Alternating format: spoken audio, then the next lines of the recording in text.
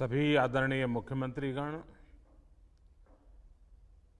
केंद्र में मंत्रिपरिषद के मेरे साथी, गवर्नर्स, लेफ्टिनेंट गवर्नर्स, आप सबको नमस्कार। अनलॉक 1 को 2 सप्ताह हो रहे हैं। इस दौरान जो अनुभव आए हैं, उसकी समीक्षा, उन पर चर्चा हमें आगे के लिए बहुत उपयोगी हो सकती है। आज की इस चर्चा में मुझे भी आपसे काफी कुछ जानने का अवसर मिलेगा। ग्राउंड रियलिटी क्या है उसको समझने का अवसर मिलेगा। आज की चर्चा के निकले पॉइंट्स, आपके सुझाव देश को आगे की रणनीति बनाने में अवश्य मदद करेंगे। साथियों, किसी भी संकट से निपटने के लिए टाइमिंग का बहुत महत्व होता है।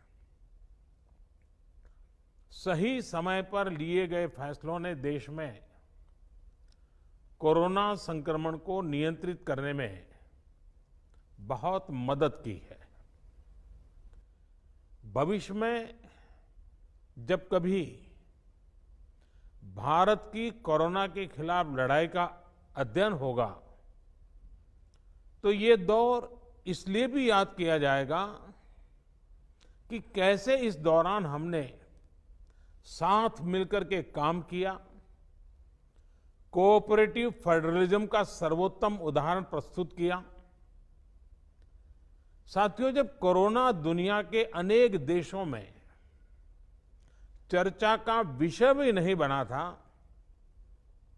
तब भारत ने इससे निपटने के लिए तैयारियां शुरू कर दी थी, फैसले लेने शुरू कर दिए थे। हमने एक एक भारतीय की जिंदगी को बचाने के लिए दिन रात मेहनत की है। बीते हफ्तों में हजारों की संख्या में हमारे भारतीय भाई बहन विदेश से अपने वतन वापस लौटे हैं। बीते हफ्तों में लाखों की संख्या में प्रवासी श्रमिक अपने अपने गांव पहुंचे हैं। रेल, रोड, एयर, सी सारे मार्ग करीब करीब अब खुल चुके हैं। लेकिन इसके बावजूद, हमारी इतनी जनसंख्या होने के बावजूद भारत में कोरोना संक्रमण उस जैसा विनाशकारी प्रभाव नहीं दिखा पाया जो दुनिया के और देशों में कोरोना ने आफत पैदा की है। दुनिया के बड़े बड़े एक्सपर्ट्स, हेल्थ के जानकार, लॉकडाउन और भारत के लोगों द्वारा दिखाए गए अनुशासन की आज भारी चर्चा हो रही है। आज भारत में रिकवरी रेट 50% से ऊपर चला गया है। आज भारत दुनिया के उन देशों में अग्रणी है जहां कोरोना संक्रमित मरीजों का जीवन बच रहा है।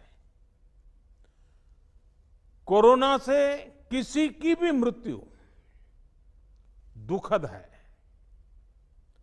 हमारे लिए किसी एक भारतीय की भी मृत्यु असहज करने देने वाली है। लेकिन ये भी सच है कि आज भारत दुनिया के उन देशों में है जहां कोरोना की वजह से सबसे कम मृत्यु हो रही है। अब अनेक राज्यों के अनुभव आज आत्मविश्वास जगाते हैं कि भारत कोरोना के इस संकट में अपने नुकसान को सीमित करते हुए आगे बढ़ सकता है। अपनी अर्थव्यवस्था को तेजी से संभाल सकता है। साथियों, बीते 2 हफ्ते के अनलॉक 1 ने हमें एक बड़ा सबक ये भी दिया है कि अगर हम नियमों का पालन करते रहें, सारे दिशा निर्देशों को मानते रहे, तो कोरोना संकट से भारत को कम से कम नुकसान होगा। इसलिए मास्क या फेस कवर, उस पर बहुत ज्यादा जोर देना अनिवार्य है, आवश्यक है।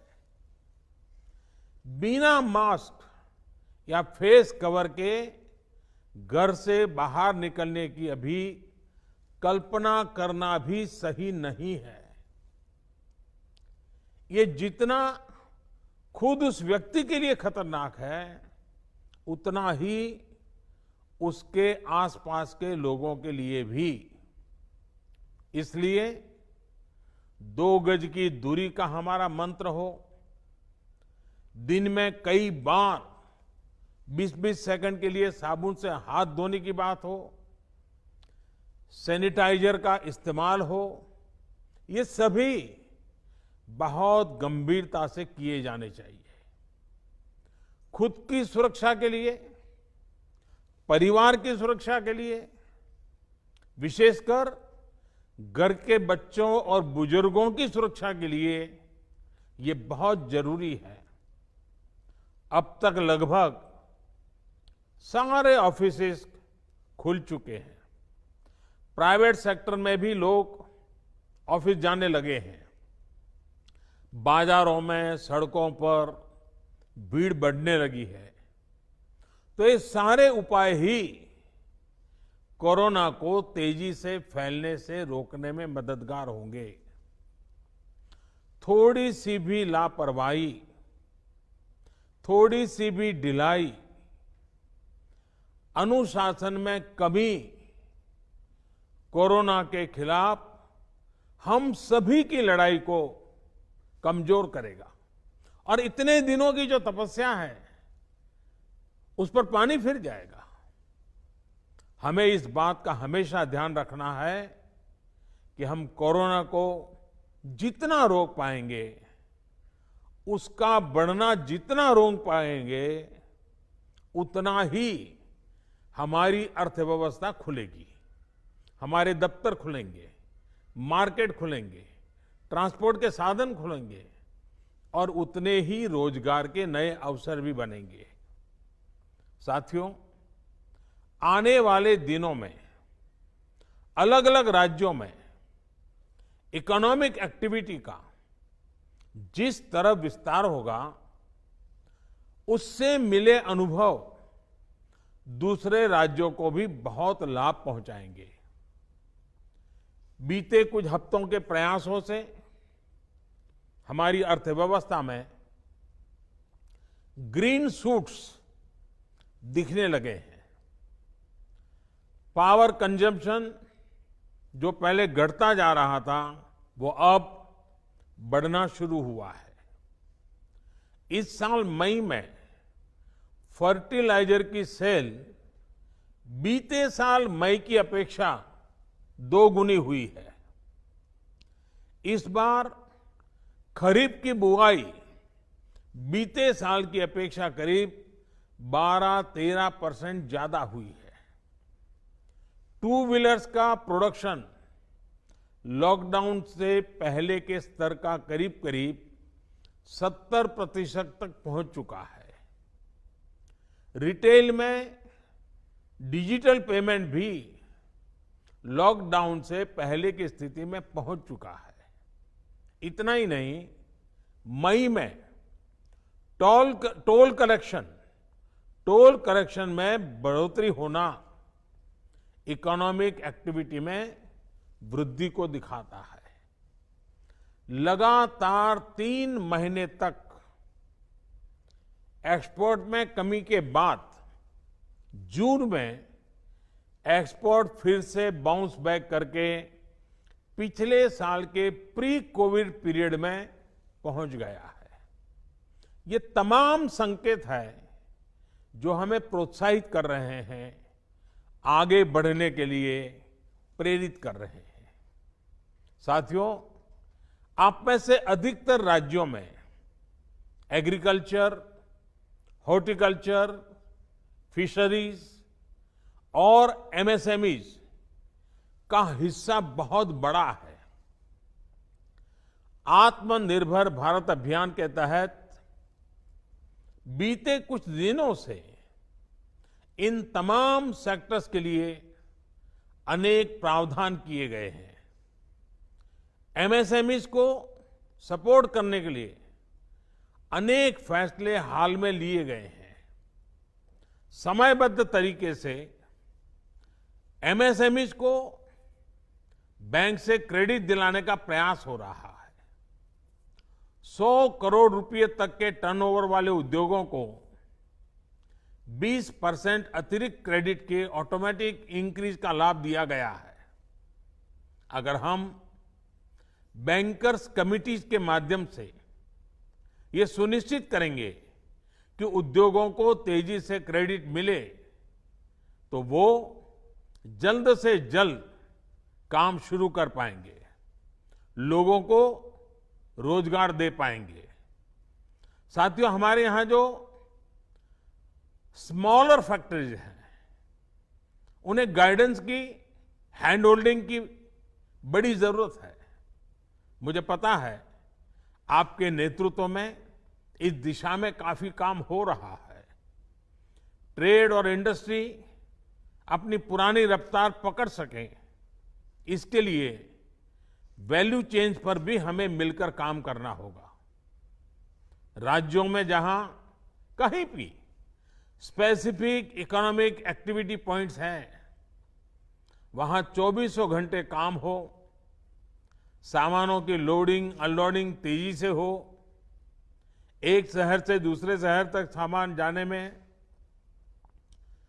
स्थानीय स्तर पर किसी तरह की दिक्कत ना हो, तो इकोनॉमिक एक्टिविटी और तेजी से बढ़ेगी। साथियों, किसान के उत्पाद की मार्केटिंग के क्षेत्र में हाल में जो रिफॉर्म्स किए गए हैं, उससे भी किसानों को बहुत लाभ होगा। इससे किसानों को अपनी उपज बेचने के लिए नए विकल्प उपलब्ध होंगे, उनकी आय बढ़ेगी और खराब मौसम के कारण, स्टोरेज के अभाव के कारण उनको जो नुकसान होता था, उसे भी हम कम कर पाएंगे। जब किसान की आय बढ़ेगी तो निश्चित रूप से डिमांड भी बढ़ेगी और राज्य की अर्थव्यवस्था की गति भी बढ़ेगी। विशेष तौर पर नॉर्थ ईस्ट और हमारे आदिवासी इलाकों में फार्मिंग और हॉर्टिकल्चर, इसके लिए अनेक अवसर बनने वाले हैं। ऑर्गेनिक प्रोडक्ट्स हो, बाम्बू प्रोडक्ट्स हो, दूसरे ट्राइबल प्रोडक्ट्स हो, उनके लिए नए मार्केट का द्वार खुलने वाला है। लोकल प्रोडक्ट के लिए जिस क्लस्टर बेस्ड रणनीति की घोषणा की गई है, उसका भी लाभ हर राज्य को होगा। इसके लिए जरूरी है कि हम हर ब्लॉक, हर जिले में ऐसे प्रोडक्ट्स की पहचान करें जिनकी प्रोसेसिंग या मार्केटिंग करके एक बेहतर प्रोडक्ट हम देश और दुनिया के बाजार में उतार सकते हैं। साथियों, बीते दिनों आत्मनिर्भर भारत अभियान के तहत जितनी भी घोषणाएं की गई हैं, वो एक निश्चित समय सीमा के भीतर जमीन पर उतरे, इसके लिए हमें एकजुट होकर काम करना है। इस पृष्ठभूमि में कोरोना से लड़ाई और इकोनॉमिक एक्टिविटी से जुड़े आपके जो सुझाव हैं, जो तैयारियां हैं, वो जानने के लिए मैं बहुत उत्सुक हूं और मुझे पक्का विश्वास है कि अनुभव के आधार पर आपकी जो बातें आएगी, वो आने वाले रणनीति बनाने में बहुत काम आएगी। मैं गृह मंत्री जी से आग्रह करता हूं